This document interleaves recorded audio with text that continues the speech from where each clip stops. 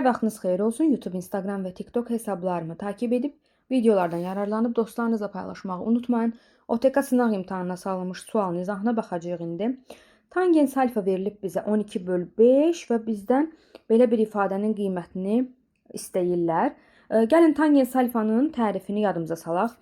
Bucağın qarşısında duran katetin bitişik katetə nisbətidir. Bitişik kateti bir B ilə işarə etsək, yəni alfaya bitişik katet, baxın bu katetdir də. Onda olacaq nə? Tangens alfa. A bölünsün B. Baxın, bucağın qarşısındakı katet böl bitişik katet. Deməli, A bölünsün B olacaq 12/5. Və gəlin belə eləyək. A-ya 12 deyək. 12. B-yə də 5 deyək. Onda C-ni biz Pifagor teoremi ilə tapa bilərik. Düzdür? Yazacağım ki, C kvadrat bərabər 5-in kvadratı üstəgəl 12-nin kvadratı. C kvadrat olur 169, C də olur 13. Aha. C-ni də tapdıq və gerisi çox sadədir.